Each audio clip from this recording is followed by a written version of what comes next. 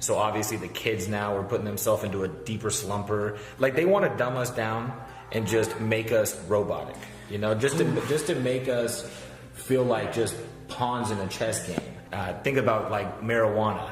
We live in a world where there's a seed that if you put it in dirt in front of your house, you could possibly go to jail.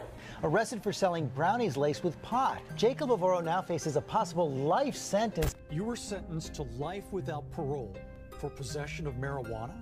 Yeah, that's what I'm doing. They don't allow you to do psychedelic drugs. They make you feel like those are the devil and those are evil. But things like alcohol are legal. Prescription drugs are legal. You know, things that are really killing people. So they want to suppress us. Wait, you think weed and like mushrooms and stuff, you think for the most part all that's illegal because why? Because things like weed or things like mushrooms, they expand your mind and they really put you into the universe and it puts you into perspective of what life is all about. For instance, there's a drug DMT. 90% of people that smoke this drug, when they first smoke it, they hear in their head, "We're so happy you found this technology." Ew! Oh my God! Right? Ew! So Ew! think about that. The flat Earth kind of makes sense if you think the simulation theory is real. Why wouldn't the Earth be flat? Why wouldn't there be an ending on each side? And Elon Musk, the guy that really made it popular. Obviously, this feels real. The odds that we're in base reality is 1 in billions. I don't think I'm being played by somebody in a video game. But then people in video games don't generally think that. He's like a genius, everybody trusts him, he created Tesla, all these things. Maybe he never actually shot this car into space. Because this guy believes in this whole simulation theory, so why does he care about outer space? Maybe that was a little thing to put in there. Like, hey guys, let me give you a little idea, all of this is fake. All this space stuff is fake. You know what I'm saying? This is just a distraction. Because this guy believes in this whole simulation theory, so why does he care about outer space? The flat Earth kind of makes sense if you think the simulation theory is real. Why wouldn't the Earth be flat? Why wouldn't there be an ending on each side? Why wouldn't the Earth be flat? Why wouldn't there be an ending on each side?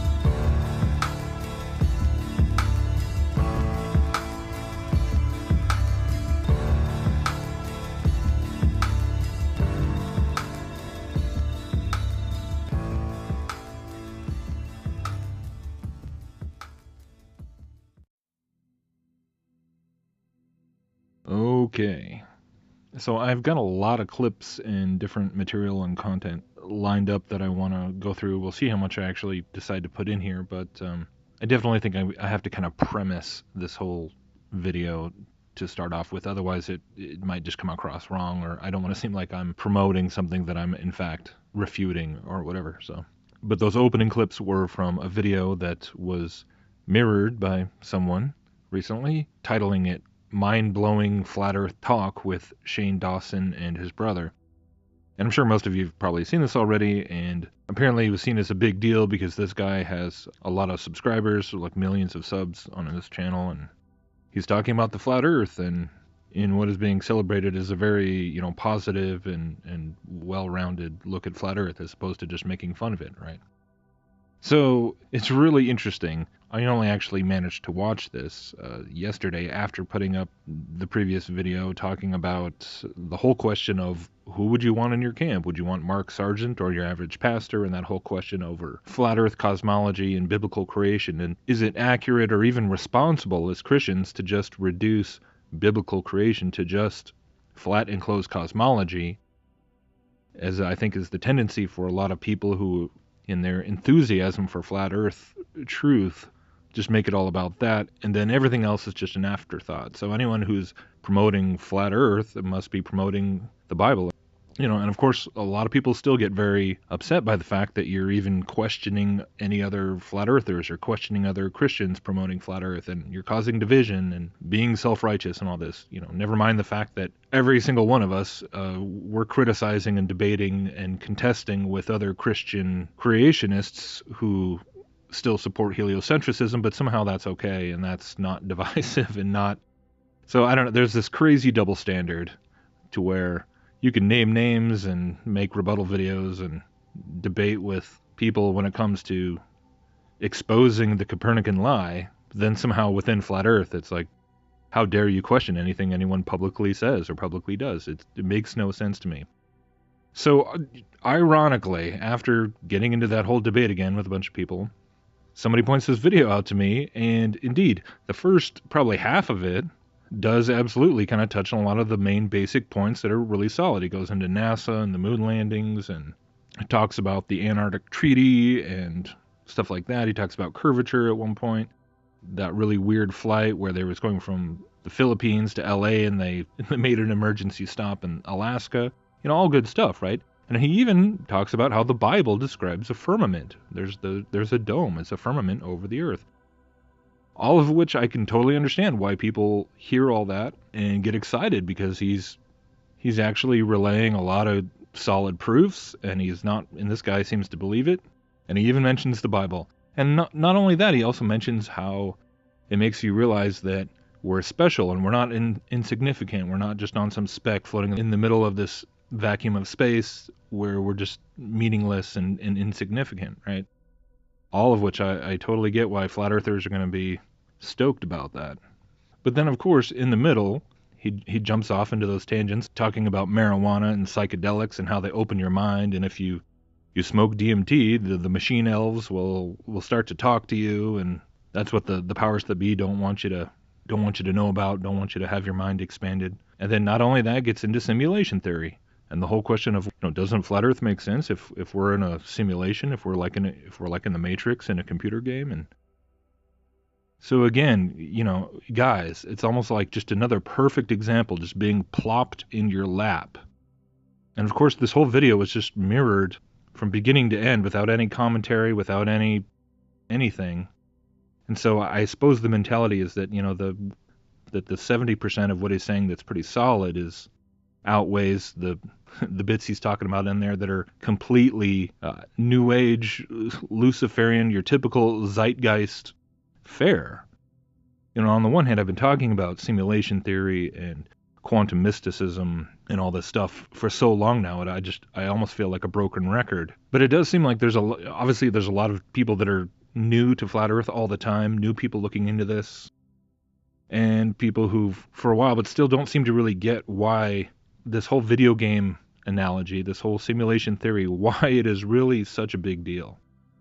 And why ultimately, even if you've got the 70, 80, 90% of what he's saying that is solid and that we would agree with as biblical creationists, that seemingly small amount of error is what renders everything that he's saying true, null and void in the end anyhow. And this is just what continues to blow my mind. This is what I find mind-blowing, is that there just seems to be no thought on the part of certain people, certain prominent leader people within Flat Earth, to at any point stop and say, yeah, even though, okay, the whole point of getting excited about this being mentioned in a video is because he has millions of subscribers, right? And so many people are going to hear about Flat Earth, but you aren't even the least bit concerned that, he's mentioning the Bible, but he's also mentioning New Age concepts and New Age teachings. I mean, it's just repackaged scientism, really. And ultimately, if you believe in simulation theory, the crazy ironic thing is that it renders the whole debate over a globe versus a flat plane completely moot in the end anyways. I mean, if you think it's all just code and God is a coder, as Mark Sargent has said, and I'm going to play that clip, then the whole debate is meaningless. It's pointless.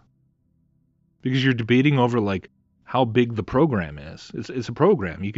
It doesn't matter if the Copernican model makes sense or doesn't make sense. If it's all a code, it's all an illusion. If it's all a simulation, it doesn't have to make sense. That's what boggles my mind. But to help people really understand, like, why simulation theory really is at the very least, every bit as much a satanic deception as the false Copernican model, if not probably more so. Because again, whether you believe in space or whether you don't, or whether you believe it's flat or a ball, simulation theory just slides right in and into any cosmology. It's actually its own cosmology that kind of envelops all the others. And it's truly sinister, and it really is the end game, part of the end game of the whole scientific deception, in my view. And recently I came across this video in the past few days, and I've been wanting to talk about it, and this is kind of the perfect opportunity because this organization that I've talked about in the past called the Quantum Gravity Research Group, that's based in Los Angeles, and I've played clips from one of their little mini documentaries in lots of my videos, and even in my ethereal documentary, where they're talking about simulation theory, and they're talking about they have this specific theory called the E8 quasi-crystal. And basically, in short, it's taking a geometric approach, a hyperdimensional geometric approach, to trying to solve this decades-long problem of trying to resolve the incompatibility between gravitational theory with Einstein and everything and quantum physics. So this is that long-sought theory of everything that science is still trying to figure out. And they just came out with a new video that I think actually explains what their little pet theory is better than previous ones, because before they were just getting into kind of the concepts. So they're actually interviewing the physicist who is the one who developed this E8 theory, this quasi-crystal, which ultimately at the end of the day, if you're at all familiar with sacred geometry and how that is such a central topic to the New Age movement and the occult and magic, essentially that's what's at the very bottom of this. And you can even see it in all their little computer projections and diagrams. It's sacred geometry surfacing as the alleged long sought after solution to the problem, the theory of everything.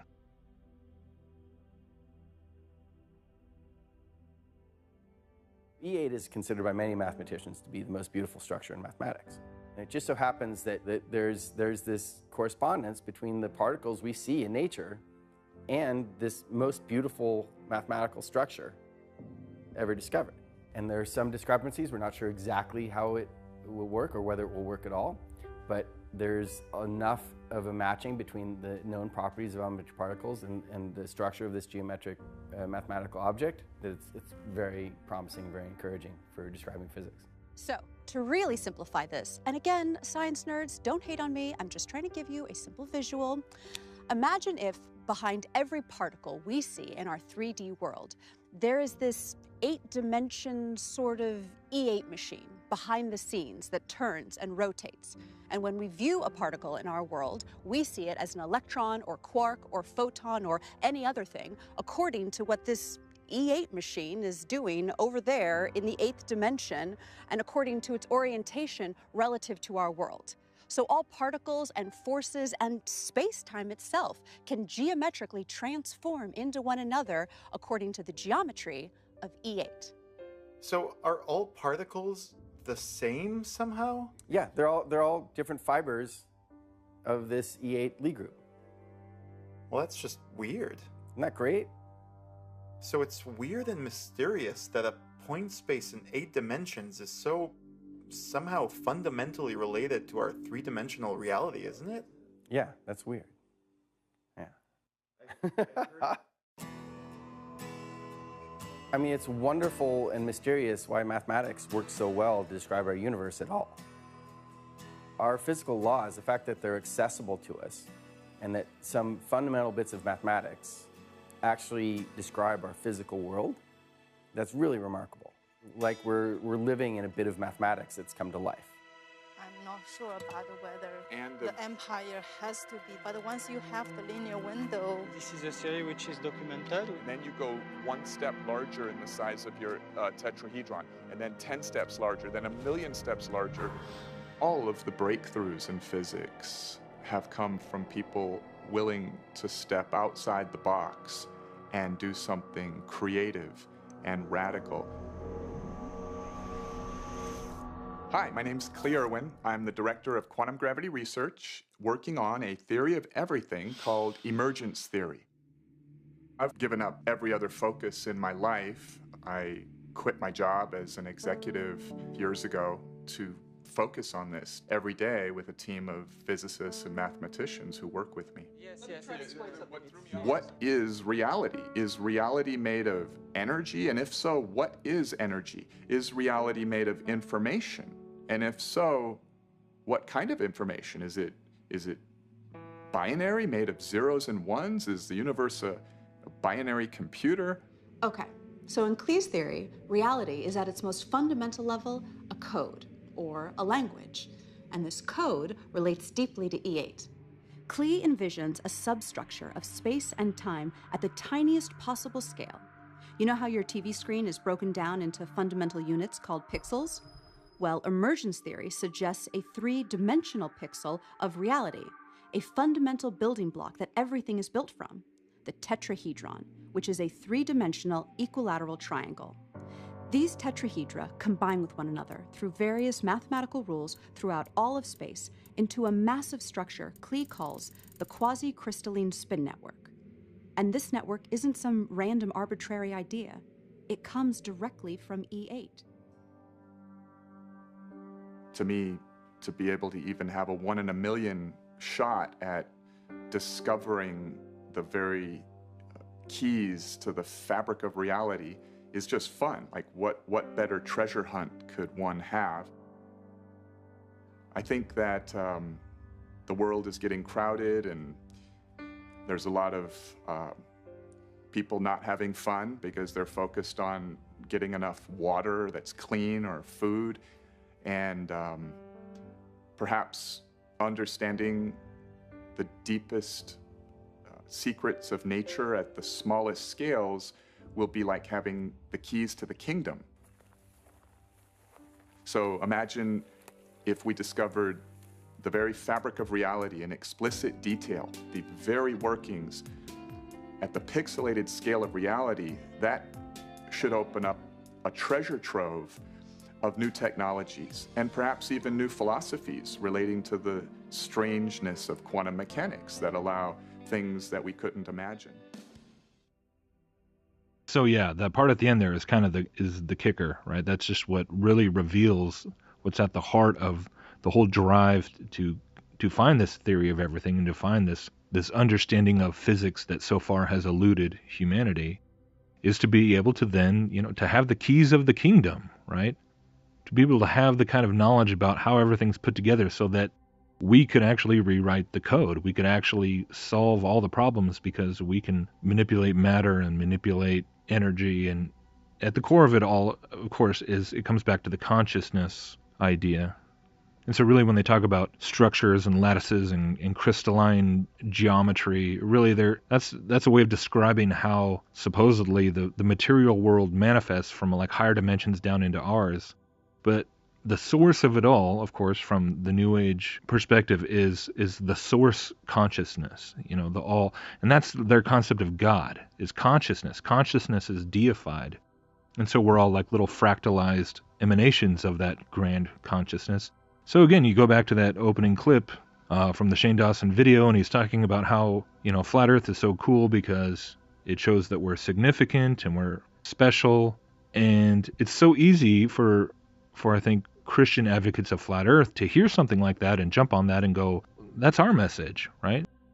We're all in agreement. But in reality, if you understand that the New Age gospel, which is what scientism ultimately preaches, is all about emphasizing that we are significant, but not in a biblical way.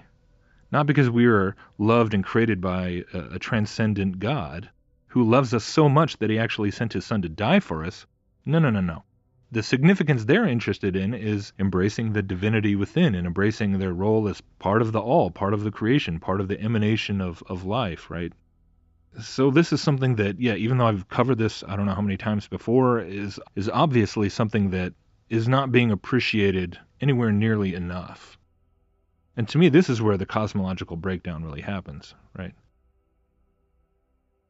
But yeah, not only is he talking about simulation theory, but he talks about marijuana and psychedelics, and if you smoke DMT, the voices will come and say, we're so happy you found this technology. And it just makes me go, like, how many times do you have to hear people in the truth movement and the flat earth movement and whatever movement you want to talk about, people who are supposedly woke to the conspiracies going on, and then they turn around and they're eating up the whole Terence McKenna narrative, in which, as Christians, there's no bones about it.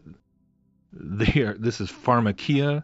They're putting themselves in direct contact with demonic beings who, once again, will tell them how significant they are, will tell them how special they are, will connect them to most indescribable feelings of love and peace and oneness and connectivity with everything, and the whole transcendental New Age message, which feels completely opposite to people than the conventional Darwinian materialistic evolution that we're all in agreement is false. But that's what people just really have to understand. That's what Christians have to understand, that ultimately Darwinism is not a very seductive lie in terms of, deterministic materialism, because people intuitively know that we're supposed to have purpose and meaning and value. And so the concept of spiritual evolution is what then steps in to fill that void. And so, yeah, they can reject the Big Bang and still embrace transcendence, still embrace spiritual evolution, in whichever brand of mysticism they perhaps, appeals to them. And this ties into simulation theory, because the whole idea is that eventually, once you become connected with the consciousness that is manifesting through the dimensions and manifesting through the fabric of reality, the ultimate construct, the sacred geometry, then we can remake the world as we see fit. We can achieve our own utopian dreams. We can overcome the oppressive powers of the New World Order. We can usher in a golden age of peace and prosperity, and we can eventually even defeat death. The Luciferian lie that is at the core of simulation theory is that at the end of the day, creation is malleable and that we have the ability to recreate it. And that is about as unbiblical and antichrist and Luciferian as you can get. So I really don't think it can be overemphasized, like how serious it is to not just look the other way and brush it aside just because everything else somebody might be saying about flat earth and NASA and even mentioning the Bible and the firmament, a little yeast leavens the whole dough. A seemingly small amount of error contaminates whatever truth might be there.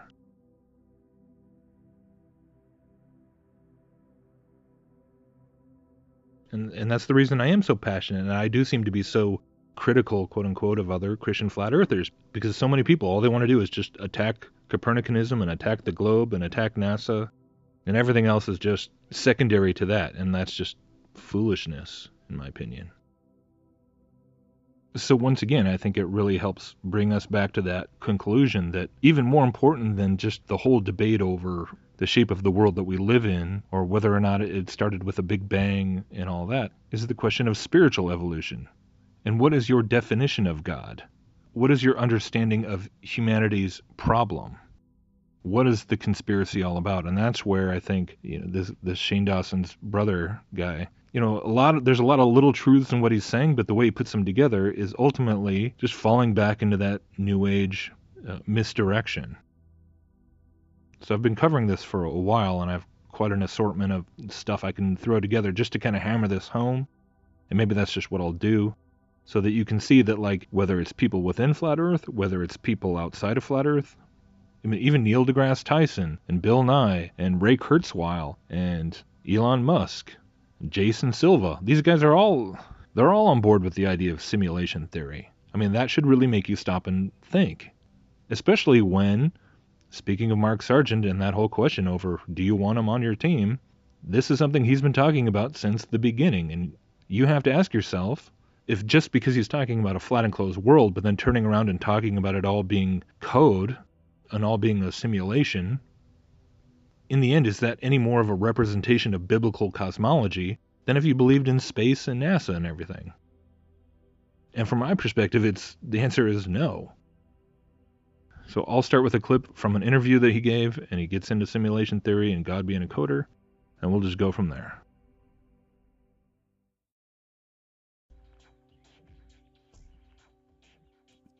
Mark was he came under ridicule at first by some of the people in the flat Earth community because of his video game analogy and how things don't really have to make that much sense, like the sky, for example. If the sky is a digital projection over us, and they can do whatever they want with the sky, which answered some of the questions and anomalies, because there are one or two anomalies in the flat Earth hypothesis, but it doesn't mean that it proves the globe, because there are like 6,050 million holes in the globe theory. So, you know, we don't have an exact explanation for everything, but he came under ridicule for some of the video game stuff.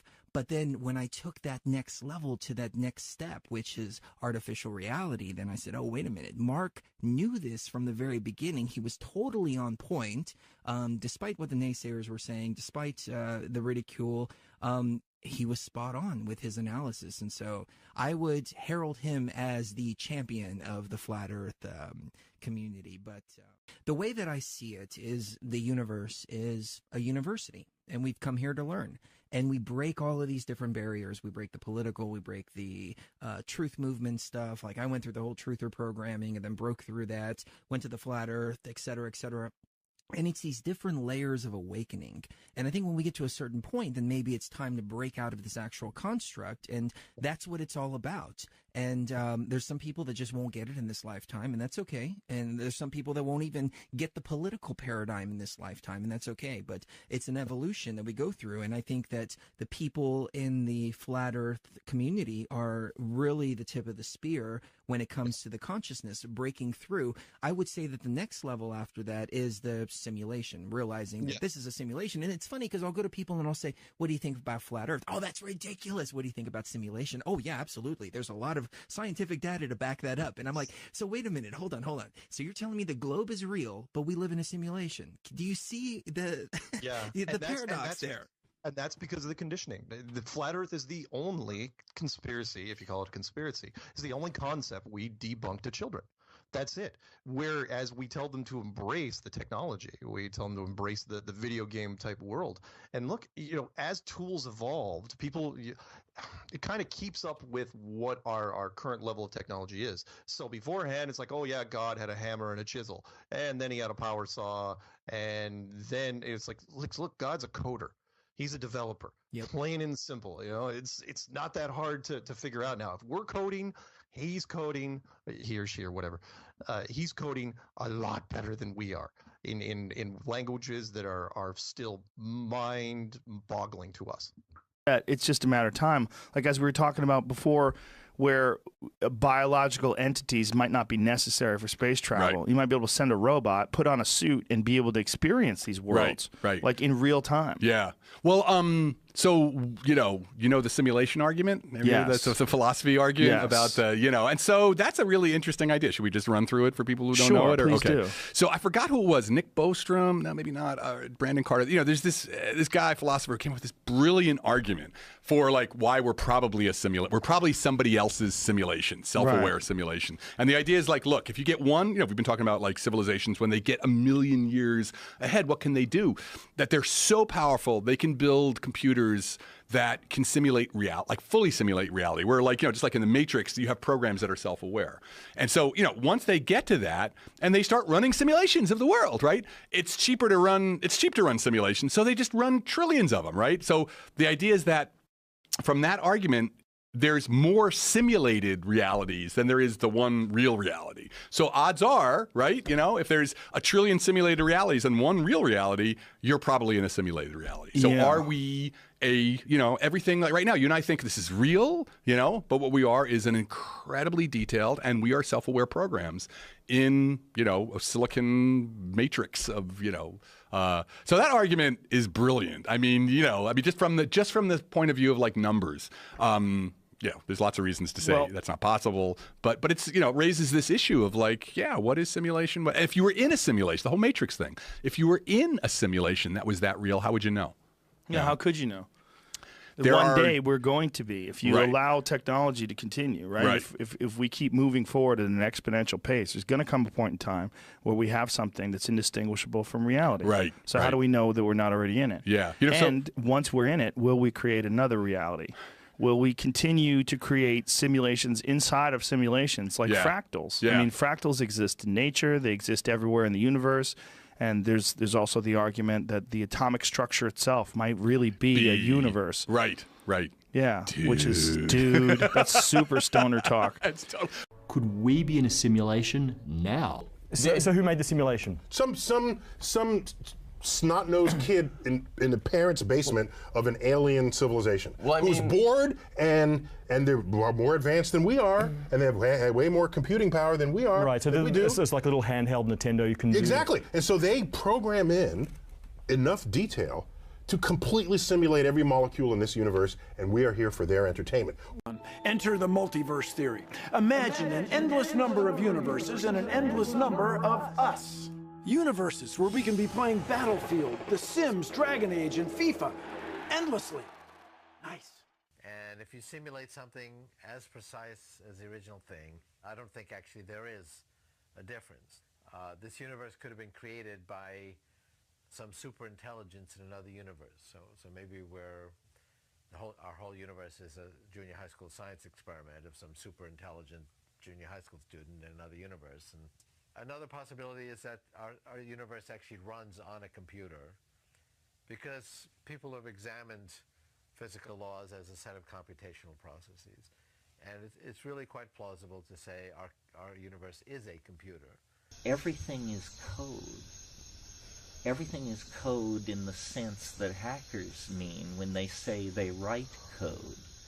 A vocabulary with very defined rules and quick to learn, and then they're like tinker toys. Once you know the rules of the connectivity, then you can sit down like a child and begin to stick these things together and say, well, what would this be like, and what would this be like, and does God allow this, or does this break the rules, and so forth. The DNA is like that.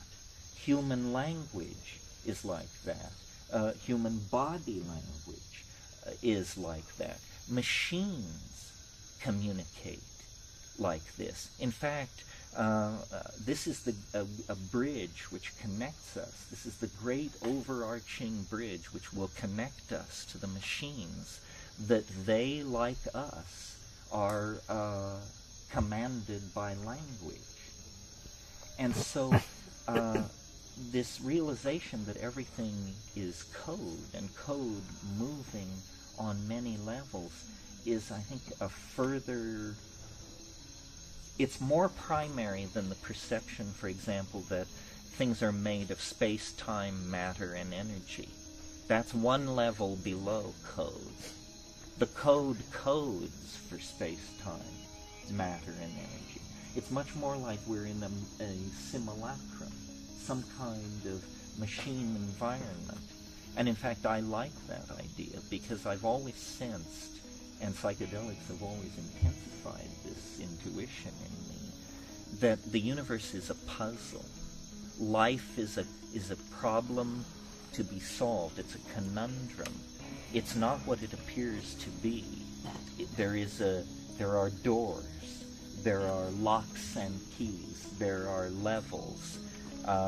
And if you get it right, somehow it will give way to something extremely unexpected. We are living in a computer-programmed reality, and the only clue we have to it is when some variable is changed and some alteration in our reality occurs. It is easy for me to imagine that everything in our lives is just the creation of some other entity for their entertainment. It is easy for me to think that. Well, maybe we're in a simulation right now. Yeah.